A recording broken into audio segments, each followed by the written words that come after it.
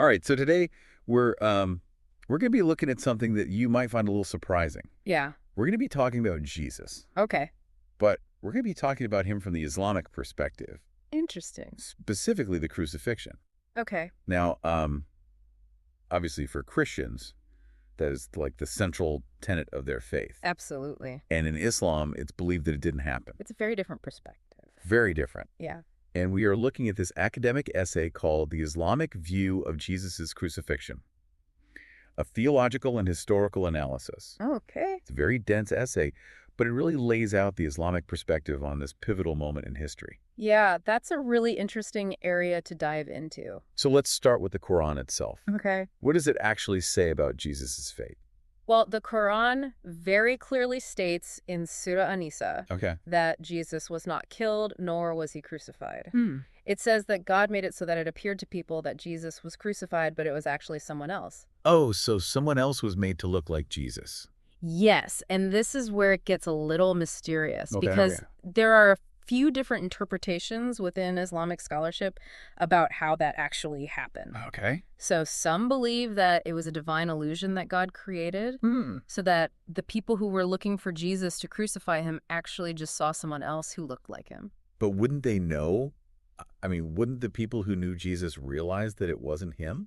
That's a very good question. Yeah. And it's something that has been debated for centuries by Islamic scholars. Hmm. There's also the idea of substitution, Okay. where perhaps it was Judas who was actually crucified. Wow, so Judas taking the place of Jesus on the cross. Exactly. Okay. And then there's also the idea that he escaped, perhaps with the help of God. Okay. And just the confusion of the moment made everyone believe that he had been captured. So there are a few different theories, but the common thread is that Jesus didn't die on the cross. That's right. And this belief comes from a core principle in Islamic theology, and that's the divine protection of prophets. Okay, so what does divine protection actually mean in this context? So Islam teaches that God chooses certain individuals to be prophets and tasks them with delivering his message to humanity. Yeah.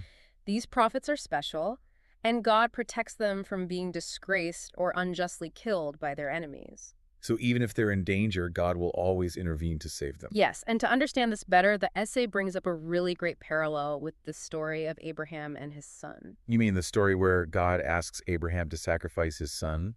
Yes, as a test of faith. Right. Yeah, that one always stuck with me. It's an intense one. It is. And the story emphasizes Abraham's willingness to obey God, even if it means making the ultimate sacrifice. Right. But at that critical moment, God intervenes Yeah. and provides a ram to be sacrificed instead. And that's such a powerful moment, right? Yeah. The substitution. Exactly. So the essay asks us to consider, if God wouldn't allow Abraham's son, a righteous servant, to be unjustly sacrificed, Right. why would he allow Jesus, who's also considered a prophet in Islam and the Messiah, to suffer such a brutal death as crucifixion? It makes you think, because if God saved Abraham's son, why wouldn't he save Jesus?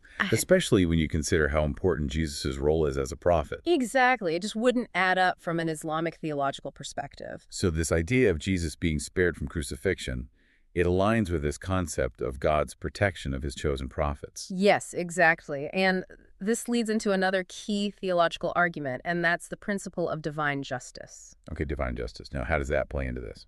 So Islam emphasizes personal accountability for one's actions. The Quran says that no one carries the burden of another's sin. Oh, okay. So you are responsible for what you do, and you will be judged accordingly. Okay, so you can't just like pass the buck to someone else for your mistakes. You are responsible. And this directly challenges the Christian idea of atonement, where Jesus' death is believed to absolve humanity of its sins. Okay.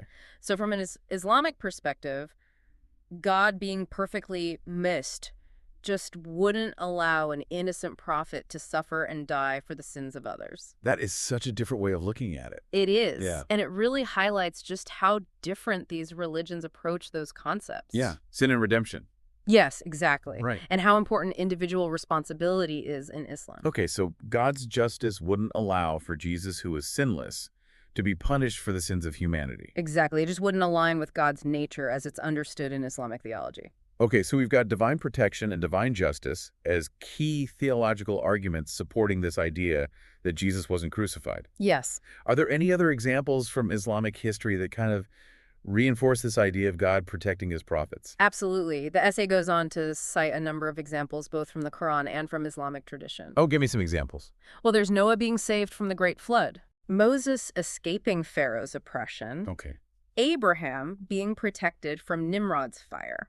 Mm-hmm. So you see this theme Divine intervention running throughout. coming up again and again. And these are just a few examples. Okay. The essay also mentions Jonah being delivered from the belly of the whale, Right. and even the Prophet Muhammad surviving numerous assassination attempts. So God protects his prophets to make sure that their mission is completed. Exactly. So if that's true for all these other prophets, why would Jesus be the exception? That's the question. Right? If God has a history of protecting his messengers, why would he abandon Jesus at such a crucial moment? Exactly. And the essay actually points to a passage in the Christian Gospels themselves. Luke 22.42, where Jesus prays for deliverance from suffering. Oh, you mean when he's in the garden? Yes, the Garden of Gethsemane. And he asks God to take this cup from him. That's right. Yeah, I remember that part. And from an Islamic perspective, this prayer was answered. God, in his mercy, saved Jesus from the humiliation and agony of crucifixion and preserved his honor and dignity as a prophet. It's interesting to think about that passage in that way. It is, isn't it? Yeah. It just shows how looking at familiar stories from a different perspective can really change how you see them. Absolutely. Okay, so we've got the Qur'an as the basis for this belief. Yes. And the theological arguments of divine protection and divine justice and all these historical examples of God intervening. But what about crucifixion itself? Okay. I mean, it was a pretty common punishment back then, right? It was, but it was reserved for the worst kinds of criminals, rebels, slaves, people seen as the lowest of society. So the essay is saying that it wouldn't make sense for God to allow his chosen prophet to be subjected to that kind of punishment. Exactly. To such a degrading end. It just wouldn't align with how Muslims understand God's relationship with his prophets. Okay, so in Islam, Jesus is seen as this victorious prophet, not a failed Messiah. Exactly. His mission didn't end in humiliation. It ended with him ascending to heaven. It's really making me rethink some things. That's what this is all about. Yeah. Challenging assumptions and exploring different perspectives. Well, I'm definitely hooked, but I think this is a good place to pause. Okay. This is a lot to take in. It is. And we've just scratched the surface. Yeah, we've still got to delve into the different interpretations of how Jesus was saved and explore what his non-crucifixion means for his role in the end times. Yeah, there's a lot more to uncover. Listeners, be sure to tune into part 2 of this deep dive. We'll be picking up right where we left off. Welcome back to our deep dive into the Islamic view of Jesus' crucifixion. Oh, it's good to be back. So last time we really dug into the Islamic belief that Jesus was not crucified. Yeah. And we talked about some of the theological arguments supporting that belief. Yeah, we explored the idea of divine protection and how that plays a role. Exactly. And we even started touching on the historical context of crucifixion itself. Yeah, it was a pretty disturbing reminder of just how brutal that punishment really was. It was really meant to be this awful public spectacle. Right, like a display of Roman power. Yeah, to humiliate and break the condemned. It's hard to even think about the kind of pain they went through. It's truly horrific. And, the essay we're looking at really argues that this kind of punishment doesn't fit with how Muslims understand God's relationship with his prophets. Right, because these are chosen individuals. Yeah. They're supposed to deliver God's message. Exactly. It wouldn't make sense for them to suffer such a degrading death. Exactly. They're not meant to be defeated or broken. Right. They're symbols of God's power and mercy. But what about the story of Abraham? Oh, that's a great point. God asked him to sacrifice his son. Yeah. It seems like that could have been a situation where God allowed a prophet to suffer. That's a really interesting question. Yeah. And the story of Abraham is actually at the heart of this whole discussion because God does intervene. Right at the last minute. Yeah. He provides a ram instead. Exactly. And that really shows us God's mercy. And his protection of the innocent. Yes. And so the essay is asking us to consider if God wouldn't allow Abraham's son, who was innocent, to be sacrificed, why would he allow Jesus? Yeah, also considered innocent and a prophet to die on the cross. It's a really powerful parallel. It is. And it makes us think about God's consistency in how he treats his prophets. It makes you think about what it means to be chosen by God. Exactly. And the essay actually brings up another fascinating historical parallel. Oh, really? This time with the Prophet Muhammad. Okay. I'm interested. Tell me more. So the Prophet Muhammad, just like many other prophets before him, Okay. faced tons of threats and assassination attempts. I mean, it was a dangerous time. His mission was not easy. Yeah. For example, there was this plot to kill him in Mecca, Right. which forced him and his followers to flee to Medina. Yeah, and there were all those battles he had to fight. Yes, constantly facing enemies who wanted him dead. But he survived all of them. He did. So you really embodied this idea of divine protection. Absolutely. He's a perfect example of how God safeguards his prophets. And make sure that their mission is carried out no matter what. Exactly. And so the essay uses this parallel Check out. to further support the idea that God wouldn't allow Jesus to be crucified. It's like saying if Muhammad was protected, why wouldn't Jesus be? Exactly. It strengthens that idea of divine protection as a consistent theme. Throughout Islamic history and theology. Yes. And, earlier we talked about how Jesus's non-crucifixion relates to his role in the end times. Right. There's a live belief about his second coming. Yeah. Could you remind us a bit more about that? Well, as I understand it, Muslims believe that Jesus will return to earth before the day of judgment. Yes, and this return is really important because... Well, for one thing, he can't come back if he's dead. Exactly. That's a key point. His survival is essential for him to fulfill his role in the end times. Okay, so what is that role? It's a pretty big one. He's supposed to defeat the Antichrist. Whoa, that's intense. Like a final showdown between good and evil. It is, and his victory will usher in an era of peace and justice. Wow, so it's not just about proving that he didn't die, it's about shaping the future. Exactly. And his return will also clear up any misunderstandings about his teachings. Oh, so it's like setting the record straight once and for all. Yes, it's a powerful testament to his divine protection. And the fact that his mission continues. Exactly. It's all starting to connect now. It is, isn't it? The divine protection, the justice, the prophecies about the future. It all ties together. But let's go back to those different interpretations of how Jesus was saved. Okay. We talked about the divine illusion. Yeah. And the substitution, maybe Judas taking his place. Right. What else is there? Well, the third interpretation focuses on the idea that Jesus escaped.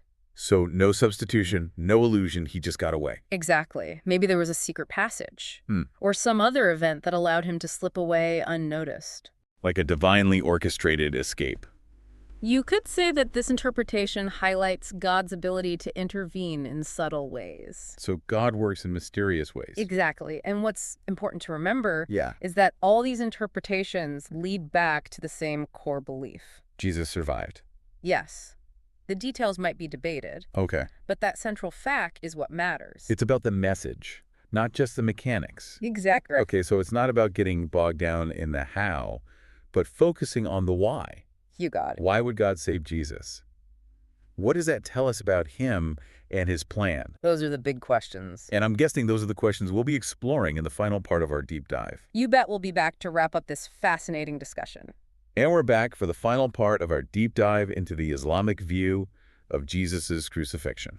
So we've covered a lot of ground, haven't we? Yeah, we've talked about how Islam believes that Jesus wasn't actually crucified. Right, and we explored those different interpretations of how he might have been saved. The divine illusion, Judas taking his place, the escape. But I think now it's time to really step back Okay. and look at the bigger picture. Yeah, what does it all mean? Why would God go through all that trouble to save Jesus? What does it tell us about his plan? Exactly. Yeah. So let's go back to those theological principles we discussed earlier. Okay. Divine protection, divine justice, and Jesus' future role. Okay. Let's start with divine protection. Right, we talked about how God always protects his prophets. Yeah, to make sure they can fulfill their mission. So how does that apply to Jesus? Well, in Islam, Jesus is considered a very important prophet, chosen to deliver God's message. A message of love and compassion. Exactly, Yeah. and submitting to God's will. So his mission was really crucial, It was. and God made sure it could continue by saving him. Precisely, and that brings us back to divine justice. Right, the idea that everyone's responsible for their own actions. Yes, no one else can carry that burden for you. And that really clashes with the Christian idea of Jesus dying for our sins. Right. In Islam, it wouldn't be just to punish Jesus Right. for something he didn't do. It goes against God's nature. So Jesus' survival upholds that principle of justice. It does, and it also reminds us that we have to take responsibility for ourselves. We can't just rely on someone else to fix our mistakes. Exactly. Each of us will be judged for our own actions. It's a powerful message. It is. And speaking of powerful messages, Yeah. let's talk about Jesus' future role. Oh, right. His return in the end times. He has a very important part to play in Islamic belief. To defeat the Antichrist. Yes, and to establish justice. And to clarify his teachings. It's a really crucial role. And he couldn't do any of that if he had died on the cross. Exactly. So his survival is not just about the past. It's about the future. It's about fulfilling his destiny. Wow. And I think that's a really important takeaway for listeners. This idea that the story isn't over. Yeah, there's still more to come. So as we wrap up this deep dive, Yeah. what's the most important thing you want our listeners to remember? I think it's about looking beyond the surface. Yeah. Don't just accept things at face value. Hmm. Ask questions, explore different perspectives. Like we did with the Islamic view of Jesus' crucifixion. Exactly. It challenges us to think differently. And to understand that there are many ways of looking at the world. And those different views can actually help us learn and grow. It's a reminder to be open-minded and curious. And to never stop exploring. Well said. And on that note, Yeah, I think it's time to wrap up this episode. I agree. Thank you so much for joining us on this deep dive into the Islamic view of Jesus. It's been a pleasure. Until next time, keep those minds open. And keep asking those questions. We'll see you in the next deep dive.